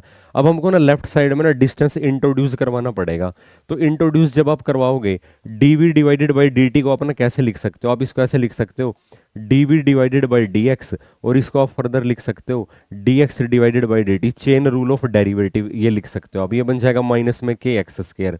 अब इसका मतलब क्या हुआ, dx डिवाइडेड बाई dt ये बन जाएगा वेलोसिटी, न्यूमरेटर में लिखा हुआ dv is equal to dx, cross multiply में चला जाएगा, ये बन जाएगा माइनस में k x square dx। So total हमको क्या फाइंड आउट करना, distance at which the particle stops is proportional to. अब हमको ना सबसे पहले तो यहाँ से ना वेलोसिटी की वैल्यू फाइंड आउट करनी पड़ेगी, उसके बाद हम डिस्टेंस की वैल्यू फाइंड आउट कर पाएंगे उसको फर्दर। वैसे तो वेलोसिटी को जब आप यहाँ पे इंटीग्रेट करते हो अब देखते हैं इसको हम ना फर्दर कैसे लिख सकते हैं। The square of the distance of the particle from origin. हाँ, जैसे इनिशियल वेलोसिटी की वैल्यू आपको वी नोट गिवन ना, तो अब और यहाँ पे ना आप इंटीग्रेट करो, इंटीग्रेटिंग बोथ साइड्स, दोनों तरफ जब आप इसको ना इंटीग्रेट करोगे तब आपको ना क्या वैल्यू मिलती है, आप अगर देखोगे ध्यान से क्या वैल्यू मिलती है यहाँ पे आपको, यानी कि इंटीग्रेट जब आप इसको करते हो ये बन जाएगा v into d v is equal to minus में k x square d x.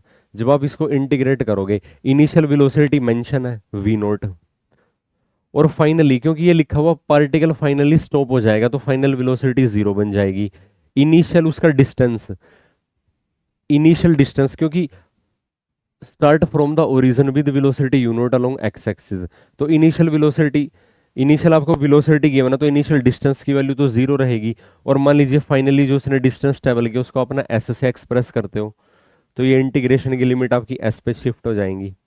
इसको अगर आप ना फर्दर सोल्व करते हो तो आपको क्या वैल्यू मिलती है, यहाँ पे जब आप इंटीग्रेट करोगे तो ये आपको मिलता है v square divided by two, और इसकी वैल्यू है वी नोट से लेके जीरो पे, still is equal to minus में के कॉन्स्टेंट अब बाहर आ जाएगा, एक्स स्केयर का integration x cube divided by three, और ये आपको कंसीडर करना है जीरो से ऐसे नेगेटिव साइन। अब जब आप यहाँ पे वेलोसिटी की वैल्यू पुट करोगे, अपर लिमिट जीरो है, लोअर लिमिट यहाँ पे वी नोट है, तो नेगेटिव साइन आएगा वो कैंसिल हो जाएगा। मैं ओवरऑल लिख रहा हूँ v naught square divided by two is equal to, यहाँ पे आपके पास क्या आ जाएगा के, और फाइनल लिमिट में ये बन जाएगा k s cube divided by three. Further जब आप इसको लिखते हो the distance at which particle stop is proportional to, अब डिस्टेंस वो एस से रिप्रेजेंट किया हुआ है, सो एस क्या है v की पावर s का यहाँ पे ना क्यूब गिवन है, राइट साइड में जाके ये बन जाएगा 1/3 पावर, तो जो डिस्टेंस है वो किसके प्रोपोर्शनल आ जाएगा, यानी कि अगर मैं यहाँ पे लिखूँ इसको फर्दर, जो आपको ना डिस्टेंस की वैल्यू मिलती है यहाँ पे, डिस्टेंस ना किसके प्रोपोर्शनल आ जाएगा, बाकी तो सब कांस्टेंट है वैल्यू, उनको हम इग्नोर कर सकते हैं। इनिशियल जो उसकी वेलोसिटी थी ना u naught sorry v naught, उसकी कितनी पावर 2/3 पावर के प्रोपोर्शनल आ जाएगा जो डिस्टेंस है, तो v naught raise to power 2 divided by 3, यानी कि fourth option is the right option. Hope आपको ये कंसेप्ट समझ में आया होगा। बेसिकली कैलकुलस के हमने यहाँ पे प्रिंसिपल यूज किए हुए हैं, जैसे चेन रूल ऑफ डेरिवेटिव, उसके बेसिस पे हमने इसको सोल्व किया है। Next one is displacement of a particle is zero at T is equal to zero, zero time पे उसका डिस्प्लेसमेंट भी जीरो है, और एक्स कब है जब उसका टाइम बन जाएगा टी, यानी कि आप डिस्प्लेसमेंट को अगर एस से रिप्रेजेंट करते हो तो basically s is equal to zero at T is equal to zero and, और एस की वैल्यू डिस्प्लेसमेंट की वैल्यू एक्स है जब टाइम की वैल्यू क्या बन जाएगी, कैपिटल टी के इक्वल बन जाएगी। It start moving in the positive x direction with the velocity varies as, अब ये एक ऐसी वेलोसिटी के साथ वेरी कर रहा है, मूव कर रहा है जो वेलोसिटी ना उसके डिस्टेंस के, क्योंकि जो उसका डिस्टेंस है या डिस्प्लेसमेंट है वो एक्स के इक्वल है, वेलोसिटी कुछ इसकी इस तरीके से है वो ना उसकी डिस्प्लेसमेंट के अंडर रूट के प्रोपोर्शनल है, v is equal to alpha times under root x, velocity of the particle is directly proportional to. Overall आपको ना वेलोसिटी की डिपेंडेंसी ना आपको डिस्प्लेसमेंट के टर्म्स में गिवन है, आपको वेलोसिटी की डिपेंडेंसी टाइम के टर्म्स में फाइंड आउट करनी है, ये हमारा टास्क है।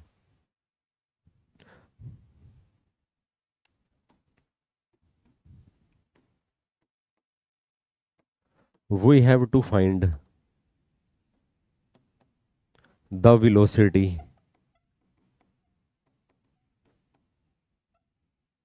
इन terms of time.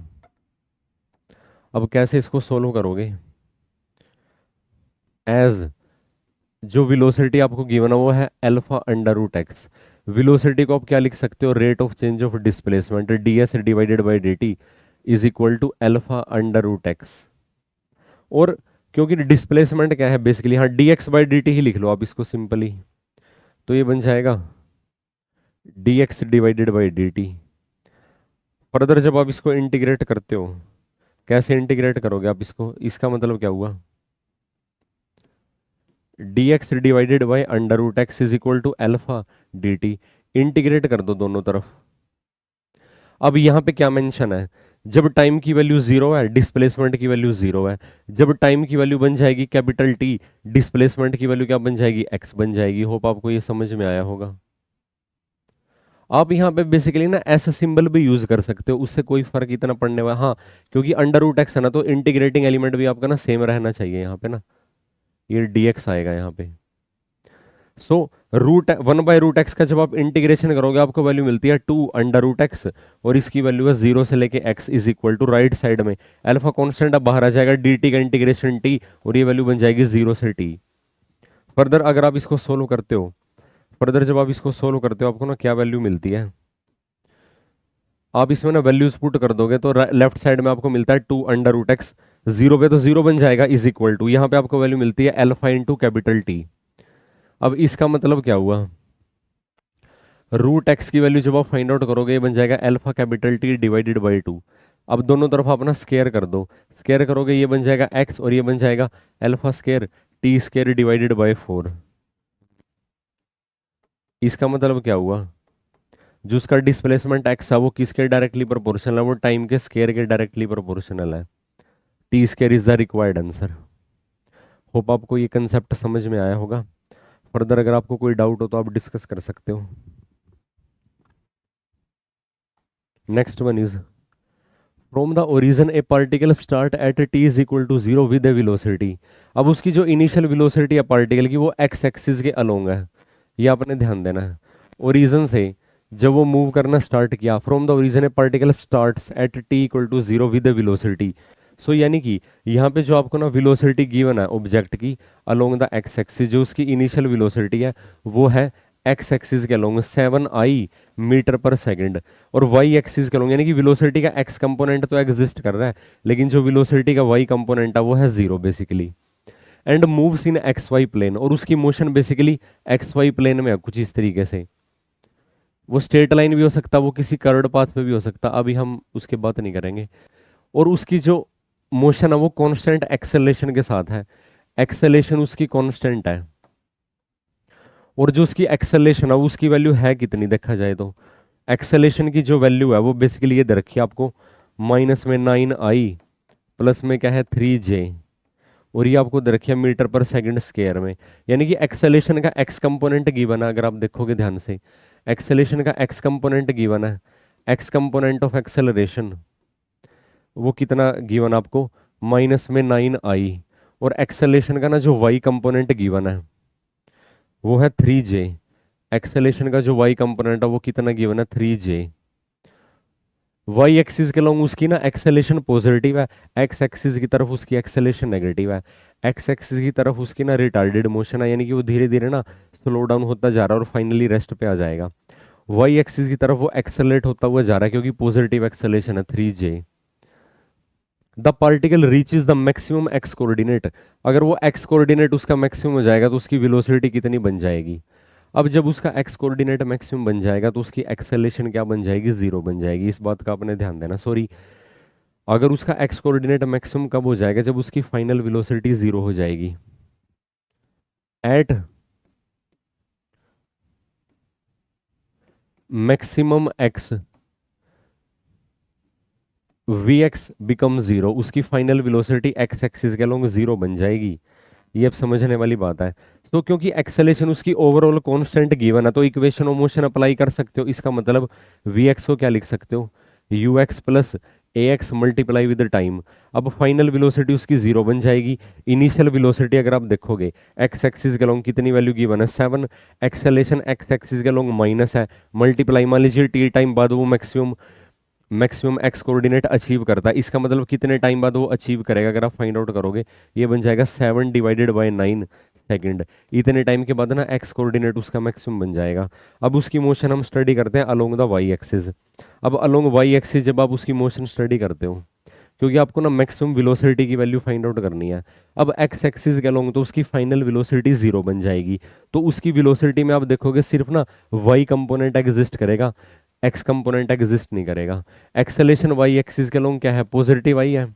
So v y is equal to ये बन जाएगा u y plus a y multiply with time. अब वेलोसिटी की फाइनल वैल्यू फाइंड आउट करनी है। वाई एक्सिस के अलॉन्ग जो वेलोसिटी है उसकी वैल्यू जीरो गिवन है, वाई एक्सिस के अलॉन्ग जो उसकी एक्सेलेरेशन है वो पॉजिटिव है, वो थ्री गिवन है। टाइम कितनी देर बाद वो मतलब कि एक्स कोऑर्डिनेट अचीव करेगा, वो जब उसका फाइनल एक्स कोऑर्डिनेट हो जाएगा तब आपको final y value find out करनी है, कितने टाइम बाद, जो हमने अभी फाइंड आउट किया 3/9।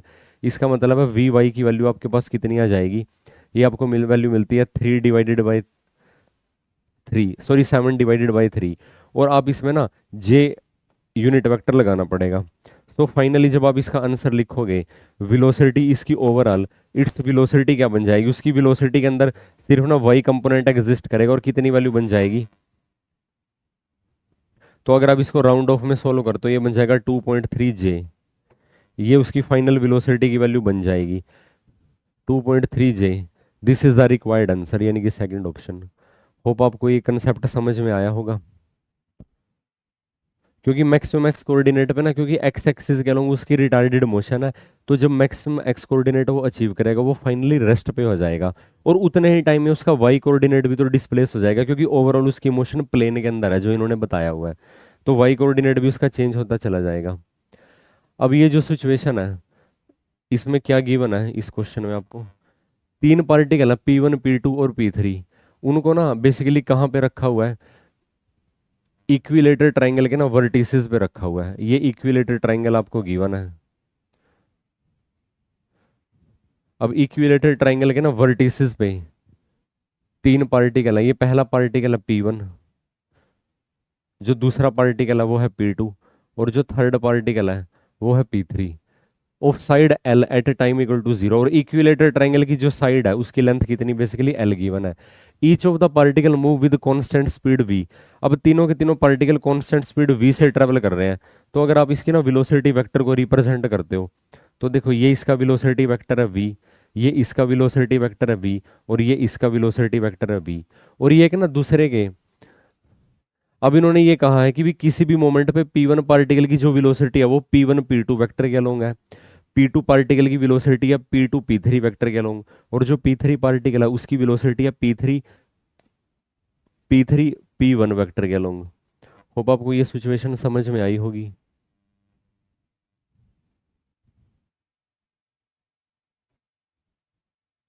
एक मिनट, इसको ओवरऑल ही ड्रॉ करना पड़ेगा।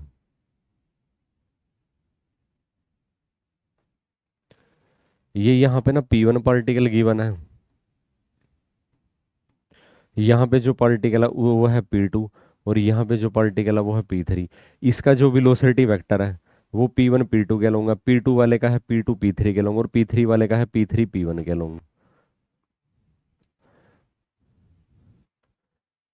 और ईच ऑफ, सभी एक ही स्पीड से ट्रेवल कर रहे हैं, वो स्पीड की वैल्यू आपको v गिवन है। यानी कि यहाँ पे जो स्पीड है, बेसिकली इसकी जो स्पीड है वो v स्पीड से ट्रेवल कर रहा है, ये भी v स्पीड से ट्रेवल कर रहा है, और ये भी v स्पीड से ट्रेवल कर रहा है। Time after which the particle meet each other, कितनी देर बाद वो आपस में ना मिल जाएंगे, बेसिकली ये वैल्यू आपको फाइंड आउट करनी है। क्योंकि ना इन दोनों की रिलेटिव मोशन है, ये कॉन्स्टेंटली ना एक दूसरे को फॉलो कर रहे हैं, और सेम अमाउंट ऑफ वेलोसिटी से, और इक्विलेटरल ट्रायंगल की भी साइड सेम है बेसिकली। अगर हम ना सिर्फ ना P2 और P3 के बीच में ये देखें कि भी P2 पार्टिकल P3 पार्टिकल कब पहुंच जाएगा, तो उसके लिए आपको ना रिलेटिव वेलोसिटी की वैल्यू फाइंड आउट करनी पड़ेगी। P2 की ना P3 के रिस्पेक्ट में रिलेटिव वेलोसिटी कितनी हो जाएगी, अगर आप ध्यान से देखोगे, अगर आप इसको ना वेक्टर फॉर्म में रिप्रेजेंट करते हो, P2 की वेलोसिटी, इक्विलेटर ट्रायंगल में ये जो एंगल है ये बेसिकली 60 डिग्री एग्जिस्ट करता है ना, इक्विलेटर ट्रायंगल में 60 डिग्री का एंगल एग्जिस्ट करता है। सो इस वेक्टर का 60 डिग्री पे जो कंपोनेंट है, अगर आप ध्यान से देखो, hair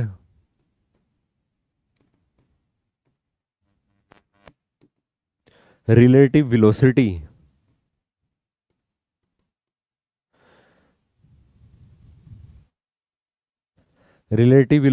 of P2 with respect to P3 is, तो वो रिलेटिव वेलोसिटी बेसिकली कितनी बन जाएगी अगर आप उसकी वैल्यू फाइंड आउट करते हो, रिलेटिव वेलोसिटी की इज इक्वल टू P2 की ना P3 के रिस्पेक्ट में रिलेटिव वेलोसिटी कितनी बन जाएगी, v वेलोसिटी से तो इसकी ऑलरेडी है ही है, प्लस अब ये जो P3 की वेलोसिटी है इसका कंपोनेंट अगर आप ना या फिर इस वेलोसिटी का एंगल 60 पे कंपोनेंट देखोगे तो वो वैल्यू आपको कितनी मिलती है? तो वो वैल्यू आपको मिलती है बेसिकली, अगर आप इसको फाइंड आउट करते हो, ये बन जाएगा V cosine 30 degree is equal to, अच्छा इस वेक्टर का हम ऐसा करते हैं, इस वेक्टर का यहाँ पे कंपोनेंट स्टडी करते हैं। Relative velocity of P2 with respect to P1 लिख लो यहाँ पे, तो ये क्या बन जाएगा? P2 की वेलोसिटी ना P1 के रिस्पेक्ट में कितनी बन जाएगी? अब P1 की वेलोसिटी ना P2 के अलोंग कितनी है? V। हम इसको ऐसे लिखते हैं, रिलेटिव वेलोसिटी क्या लिखोगे? Velocity of P1 along P2 plus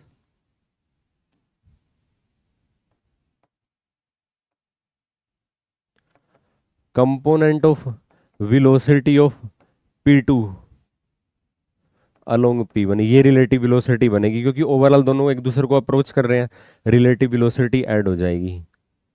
so कितनी रिलेटिव वेलोसिटी बनेगी यहाँ पे?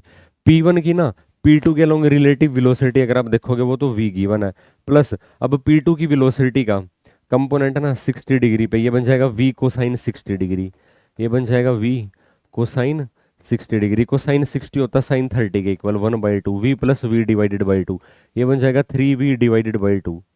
सो the time at which the particle meet each other, अगर हम सिर्फ ना P1 और P2 की मीटिंग की बात करते हैं तो कितना टाइम लगेगा?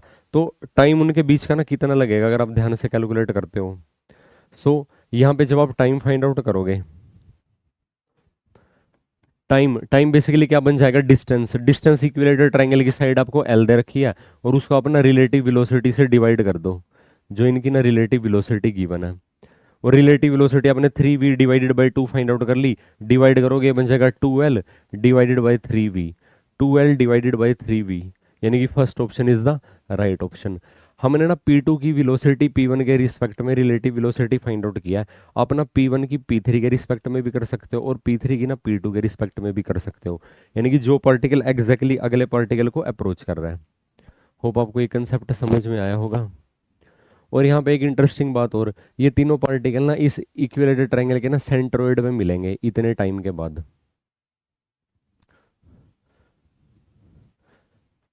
Meet at centroid, meet at centroid of this triangle, इस ट्रायंगल के सेंट्रोइड पे ये मिलेंगे। नेक्स्ट वन इज, एक ऑब्जेक्ट की ना एक्स वाई प्लेन में मोशन है with position function of time given by, जो उसका ना पोजीशन वेक्टर है वो as a function of time express किया हुआ बेसिकली, यानी कि अगर आप उसकी बात करते हो जो उसका ना पोजीशन वेक्टर है आर, उसको कुछ इस तरीके से एक्सप्रेस किया हुआ है, जो उसका पोजीशन वेक्टर है एक्स एक्सिस के अलॉन्ग वो भी टाइम का फंक्शन है, और जो वाई एक्सिस के अलॉन्ग है वो भी क्या है? टाइम का फंक्शन गिवन आपको, टाइम का फंक्शन आपको गिवन है। Point O is at, point O है जो वो कितनी दूर आपको गिवन है? जो पॉइंट ओ है वो at vector R equal to 0, यानी कि पॉइंट ओ है वो तो ओरिजन की तरह ही बिहेव करेगा, मतलब वो तो ओरिजन की ही बात कर रहे हो। जो ओरिजन है, ओरिजन को इन्होंने किससे एक्सप्रेस किया हुआ है? ओरिजन को इन्होंने ना कैपिटल ओ से एक्सप्रेस किया हुआ है। The object is definitely move towards O when, अब ऑब्जेक्ट की मोशन आपको स्टडी करनी है, वो ओरिजिन की तरफ मूव करेगा, तो इसमें से ना कौन सा रिलेशनशिप होल्ड करेगा, ये वैल्यू आपको ना फाइंड आउट करनी है। अगर आप यहाँ से उसके ना वेलोसिटी कोऑर्डिनेट फाइंड आउट करते हो, वेलोसिटी कोऑर्डिनेट आपको कितना मिलता है basically? D R divided by d T. तो जब आप इसको डिफरेंशिएट करोगे ये आपको सिंपली मिल जाएगा, पोजीशन भी टाइम का फंक्शन है तो मान के चलते हैं कि वेलोसिटी वेक्टर भी टाइम का फंक्शन है, वो ये बन जाएगा वी वाई, ये बन जाएगा जे, ये मान के चलते हैं हम कि वेलोसिटी भी क्या है उसका टाइम का फंक्शन रहेगा। अब इसमें से कौन कौन सी सिचुएशन है? अगर हम ना उसको फर्स्ट क्वाड्रेंट, ये चारों क्वाड्रेंट आपको गिवन है, चारों क्वाड्रेंट में मान लीजिए यहाँ पे उसकी ना पोजीशन स्टडी करके चलते हैं, मान लीजिए पी पॉइंट एग्जिस्ट कर रहा है यहाँ पे, मैं आपको ना फर्स्ट क्वाड्रेंट के लिए करवा रहा हूँ, बाकी 3 क्वाड्रेंट के लिए आपने खुद से वेरीफाई करना है। अब इस पॉइंट के जो पोजीशन वेक्टर है वो है एक्स कोमा वाई। अगर आप यहाँ पे ना वी एक्स की बात करते हो, जिसमें हमने ना इसको, ये तो एक्स एक्सिस है बेसिकली और ये वाई एक्सिस है। अब vector pull at vector the object is definitely moving towards origin.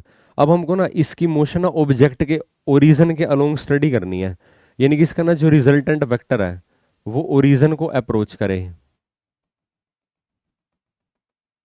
वो रीजन को कब अप्रोच करेगा, ये इसकी ना रिजल्टेंट वेलोसिटी v है। अब इसको दो कंपोनेंट में ब्रेक कर लो, अलोंग द एक्स एक्सिस ये बन जाएगा V X, along the Y axis ये बन जाएगा वी वाई। सो यहाँ पे क्या सिनारियो है, फर्स्ट क्वाड्रेंट में आपको ये पता है डेफिनेटली, फर्स्ट क्वाड्रेंट में जो इसका ना एक्स कोऑर्डिनेट है, बेसिकली एक्स कोऑर्डिनेट इसका हमेशा पॉजिटिव रहेगा, वाई कोऑर्डिनेट इसका हमेशा पॉजिटिव रहेगा। अब जैसे अगर ये पार्टिकल ना ओरिजिन को अप्रोच करता है, तो ओरिजिन को जैसे जैसे ये अप्रोच करेगा इसका एक्स कोऑर्डिनेट भी डिक्रीज होता हुआ चला जाएगा। तो एक्स कोऑर्डिनेट अगर डिक्रीज करेगा तो यानी कि इसकी वेलोसिटी और टाइम की वैल्यू तो इंक्रीज कर रही है, लेकिन एक्स कोऑर्डिनेट तो डिक्रीज कर रहा है, तो वेलोसिटी की वैल्यू आपकी नेगेटिव बन जाएगी। और अगर वाई कोऑर्डिनेट की टर्म्स में आप इसकी बात करते हो, वाई कोऑर्डिनेट क्या इसका डिक्रीज करेगा या इंक्रीज करेगा, वेलोसिटी का वाई कोऑर्डिनेट जैसे जैसे ये क्या करेगा इसको ओरिजिन को अप्रोच करेगा। एक्स कोऑर्डिनेट तो श्योर है इसका डेफिनेटली डिक्रीज करेगा, और इसका जो आप देखोगे वाई कोऑर्डिनेट भी क्या करेगा डिक्रीज करता हुआ चला जाएगा। क्योंकि जैसे जैसे मान लीजिए ये कुछ टाइम के बाद ना यहाँ पे आ गया, तो यहाँ पे जब आप इसका ना फर्दर वेलोसिटी वेक्टर ना जब आप ड्रॉ करते हो इसका, तो ये बन जाएगा वी एक्स, ये बन जाएगा वी वाई, पहले के कंपैरिजन में काफी कम है, तो वी वाई भी क्या करेगा इसका ना डिक्रीज करेगा। एक्स की वैल्यू पॉजिटिव है, वाई की वैल्यू पॉजिटिव है, लेकिन वी एक्स और वी वाई की वैल्यू क्या रहेगी, नेगेटिव रहेगी। सो ओवरऑल अब इन्होंने क्या कहा है कि भी उसका वी एक्स पॉजिटिव है वी वाई नेगेटिव। अब ऐसा तो नहीं हो सकता, ये तो केस हो ही नहीं सकता ना, पहला केस तो पॉसिबल नहीं है। मैंने सिर्फ ना फर्स्ट क्वाड्रेंट की केस डिस्कस करके बताया, आप इसको सेकंड थर्ड और फोर्थ क्वाड्रेंट में भी वेरीफाई कर लेना। अब दूसरा देखो, V X less than zero है, हाँ जी ठीक है, V Y less than zero है, एक्स एक्सिस के अलोंग भी वेलोसिटी डिक्रीज हो रही है। अब इसकी पॉसिबिलिटी बन सकती है, अब अगर आप देखोगे, अगर आप इसको ना एक्सप्रेस करते हो प्रोडक्ट की फॉर्म में, अब एक्स की वैल्यू ये हमको ना वेरीफाई करनी पड़ेगी, एक्स की वैल्यू पॉजिटिव है, ये वैल्यू आपकी क्या है नेगेटिव, और अगर आप देखोगे y की वैल्यू पॉजिटिव है तो वी वाई की वैल्यू भी नेगेटिव है, पॉजिटिव को नेगेटिव से मल्टीप्लाई कर रहे हो। तो ओवरऑल इसमें तो ना कंप्लीट इंफॉर्मेशन नहीं है, नोट कंप्लीट, इसमें तो बेसिकली कंप्लीट इन्फॉर्मेशन गिवन नहीं है, इसके अंदर कंप्लीट इन्फॉर्मेशन है, तो थर्ड ऑप्शन क्या बनेगा, राइट ऑप्शन बन जाएगा। क्यों, बेसिकली जैसे जैसे वो मूव करेगा उसका पोजीशन कोऑर्डिनेट भी तो शिफ्ट होता चला जाएगा, वो ओरिजिन को अप्रोच कर रहा है, एक्स भी डिक्रीज होएगा वाई भी डिक्रीज होएगा बेसिकली।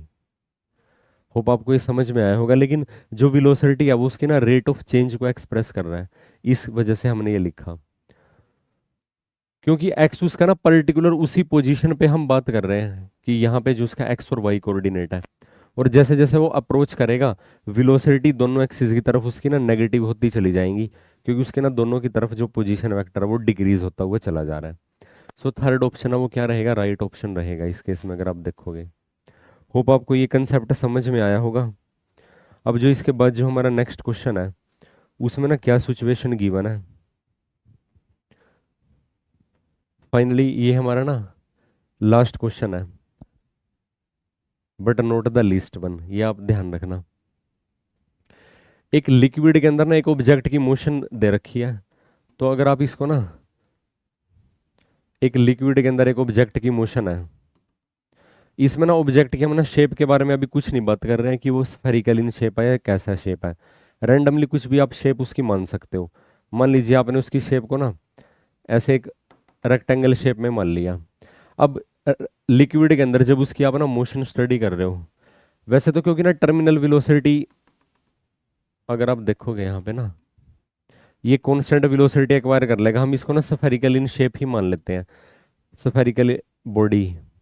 अब इस केस में ना इसका ना वेट एक्ट करेगा डाउनवर्ड डायरेक्शन में, और इस पे एक ना ड्रैगिंग फोर्स एक्ट कर रहा है, ड्रैगिंग फोर्स है, जो ये ड्रैगिंग फोर्स है F D, dragging force is equal to minus के बी इंटू वी, और बी एक कांस्टेंट है, और रेजिस्टिव फोर्स है जो, वो उसकी ना वेलोसिटी के प्रोपोर्शनल है, वो हमने बी से एक्सप्रेस कर दिया उसकी वेलोसिटी को। The speed of the particle as a function of time when it starts from rest and fall vertically through the liquid. अब जो इसकी इनिशियल वेलोसिटी है, इनिशियल वेलोसिटी जीरो है, तो ये जो फाइनल वेलोसिटी एक्वायर कर लेगा, the speed of the particle as a function of time, मान लीजिए टी टाइम बाद जो ये फाइनल वेलोसिटी वी एक्वायर कर लेगा, वो आपको ना as a function of time express करनी है। और इसकी ना ड्रैगिंग फोर्स अप्लाई कर रहे हैं, जो बेसिकली ओपोजिट फोर्स है मोशन के, यानी कि फ्री फॉल मोशन है इसके लिक्विड के अंदर बेसिकली, और वेलोसिटी के opposite.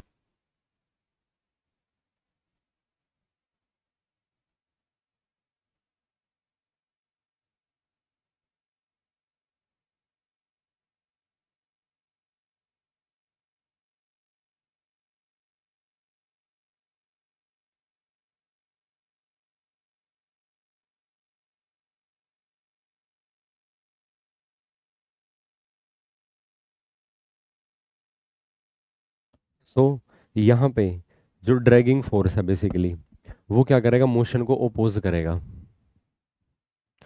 So net force along motion अगर आप यहाँ पे एक्सप्रेस करते हो, नेट फोर्स ना मोशन के अलोंग कितना हो जाएगा,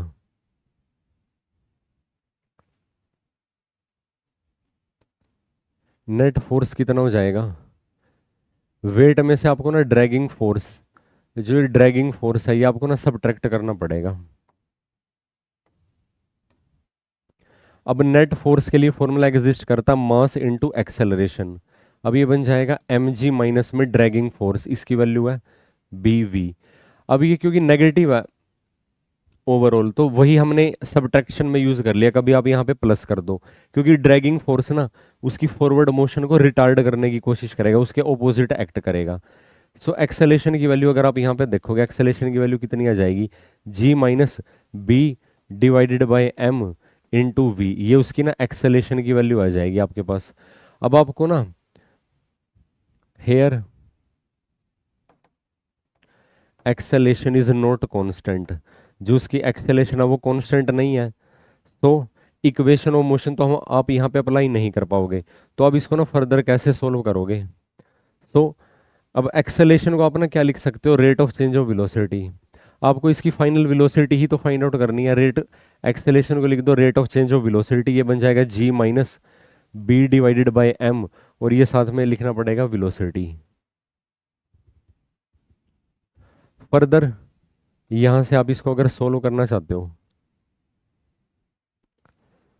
ये सारी की सारी वैल्यू ना आपको ना न्यूमरेटर में लिखनी पड़ेंगी, तो ये बन जाएगा D V divided by G minus में बी बाई एम इंटू में वेलोसिटी इज इक्वल टू आपको लिखना पड़ेगा डी टी के इक्वल। सो अगर आप इसको ना इंटीग्रेट करते हो, अब इनिशियल वेलोसिटी तो उन्होंने बोल रखा है जीरो, और फाइनल वेलोसिटी मान लीजिए वो कैपिटल वी एक्वायर करता है। टाइम की बात देखोगे, the speed of the particle as a function of time, हाँ इनिशियल टाइम की वैल्यू जीरो है, फाइनली टी टाइम बाद वेलोसिटी फाइंड आउट करनी है। फर्दर अगर आप इसको सोल्व करते हो, इसका मतलब क्या हुआ, अगर आप ना इस फंक्शन को ना वाई से एक्सप्रेस कर लोगे, यहाँ पे आप मान के चलो लेट इसको आप ना वाई का नाम दे दो, वाई बन जाएगा g minus b divided by M into we, और डिफरेंशिएट कर दो, डी वाई की वैल्यू क्या बन जाएगी, g acceleration due to gravity constant है जीरो माइनस में बी बाई एम, और ये बन जाएगा D v still is equal to minus के बी बाई एम न्यूमिरेटर में प्रेजेंट नहीं है, माइनस के बी बाई एम से मल्टीप्लाई माइनस के बी एम से डिवाइड, तो ओवरऑल एम बाई बी तो बाहर आ जाएगा और नेगेटिव साइन के साथ आ जाएगा, अंदर नेगेटिव साइन न्यूट्रल हो जाएगा, वो आपको डी वाई प्रोवाइड करेगा, डिवाइड में डेनोमिनेटर में ये वाई प्रेजेंट है इज इक्वल टू, और राइट साइड में ना टाइम का डेरिवेटिव सिंपली बन जाएगा टी, फाइनल लिमिट और लोअर लिमिट की वैल्यू पुट करके। अब आप ना यहाँ पे y की लिमिट को चेंज करने की अगर आप देखोगे, अगर ज़रूरत समझते हो तो, या फिर आप इसको इंटीग्रेट करके ना वही फंक्शन पुट कर दो, क्योंकि आनी बाद में वैल्यू सेम ही है, क्योंकि आप डेफिनेट इंटीग्रेशन कर रहे हो ना। अगर जैसे मान लीजिए वेलोसिटी की इनिशियल वैल्यू जीरो है, तो उस केस में हम ना y की टर्म्स में इसको इंटीग्रेशन की लिमिट बाद में पुट करते हैं, पहले ना इंटीग्रेट करके ना वाई को वी के टर्म्स में लिखते हैं और फिर बाद में लिमिट पुट करेंगे। जब आप इसको फर्दर सोल्व करोगे तो आपको क्या वैल्यू मिलती है, माइनस के एम बाई बी, 1/y का इंटीग्रेशन बन जाएगा लोगरिथम ऑफ y, और ये राइट साइड में बन जाएगा t। इसका मतलब क्या हुआ, अब यहाँ से आप ना लोगरिथम y की वैल्यू फाइंड आउट करते हो तो आपको क्या वैल्यू मिलती है, माइनस के B T divided by M still is equal to, अब लोगरिथम की, सॉरी लोग के अंदर y लिखा हुआ है और y की वैल्यू है, और यहाँ पे अभी हमने ना लिमिट नहीं पुट की है। मैं यहाँ पे, और यहाँ पे ना इंटीग्रेशन की लिमिट अभी पुट करनी है। मान लीजिए लोअर लिमिट l है, अपर लिमिट u है, is equal to further minus K m by B, logarithm की वैल्यू क्या बन जाएगी, y की वैल्यू क्या है g माइनस के B V divided by m, is equal to, ये t के इक्वल है, इज इक्वल टू t के इक्वल गिवन है ये, स्टिल इज इक्वल टू। अभी यहाँ पे ना अपना y की टर्म्स में हमारे पास फंक्शन आ गया है, यहाँ पे अपना लिमिट पुट कर दो minus K m by B. अब ये ओवरऑल लिमिट आपको दे रखी है 0 से v, ये बन जाएगा 0 से v। तो अगर आप पुट करते हो लिमिट, ये बन जाएगा लोगरिथम ऑफ v, पुट करते हो ये सेम फंक्शन मेंटेन रहेगा, तो ये बन जाएगा, और log a minus log b की टर्म्स में मैं लिख रहा हूँ log a divided by log b, वो भी मैं ना डायरेक्ट इसके अंदर पुट करके सोल्व कर रहा हूँ, ये टाइम की वैल्यू आ जाएगी आपके पास। सो अपर लिमिट में तो ये आ जाएगा log g माइनस के B V divided by M divide में, जब आप ना जीरो पुट करते हो v की जगह तो ये आपको g प्रोवाइड करेगा डेनोमिनेटर में। होप आपको यहाँ तक का कंसेप्ट समझ में आया होगा। अभी हमको ना फाइनल वेलोसिटी नहीं मिली, अगर आप ध्यान से देखोगे तो फाइनल वेलोसिटी के लिए आपको फर्दर क्या करना पड़ेगा, यहाँ पे ना नेगेटिव साइन लोगरिथम में ना न्यूमरेटर डेनोमिनेटर को भी एक्सचेंज कर देगा, दोनों तरफ आपको ना एक्सपोनेंशियल फंक्शन अप्लाई करना पड़ेगा। जब आप यहाँ पे ना एक्सपोनेंशियल फंक्शन अप्लाई करते हो तो आपको ना फर्दर क्या मिलता है रिजल्ट, यहाँ से ना एक्सपोनेंशियल जब आप यहाँ पे अप्लाई करोगे दोनों तरफ तो राइट साइड में आपको मिलता है बेसिकली e की पावर t की टर्म्स में, तो b, तो ये बन जाएगा, ये आपके पास बन जाएगा 1 माइनस में, और नेगेटिव साइन भी तो खैर अंदर जाएगा, यहाँ पे g डेनोमिनेटर में आ जाएगा। एक्सपोनेंशियल की पावर आप ना नेगेटिव में तो क्या कंसीडर करोगे, एक्सपोनेंशियल की पावर आप ना हाँ नेगेटिव में कंसीडर कर लो, तो ये आपके पास बन जाता है 1 माइनस में b by M G into velocity is equal to exponential की पावर नेगेटिव में B T divided by M, ये वैल्यू आ गई है। सो फर्दर आप इसका जब आंसर लिखोगे तो जो विलोसिटी की वैल्यू आपको मिलती है, विलोसिटी की वैल्यू आपको क्या मिलती है, M G divided by B, और ये मिलेगा 1 माइनस में एक्सपोनेंशियल की पावर नेगेटिव में माइनस के B T divided by M, B T divided by M. Hope आप ये इंटीग्रेशन समझ रहे होंगे अच्छे से। अगर फर्दर आपको कोई डाउट हो तो आप ना डिस्कस कर सकते हो, b T divided by m. So इस तरीके से आप ना फाइनल वेलोसिटी फाइंड आउट कर सकते हो। अब ये वेलोसिटी बेसिकली अभी ना टाइम से डिपेंडेंट नहीं हुई है, क्योंकि आपको ना as a function of time ही ये वैल्यू फाइंड आउट करनी थी। होप आपको आज का क्लास समझ में आई होगी। अगर फर्दर आपको कोई डाउट हो तो आप डिस्कस कर सकते हो। मिलते हैं नेक्स्ट क्लास में नए चैप्टर के पीओ के साथ। Thank you very much and have a nice day.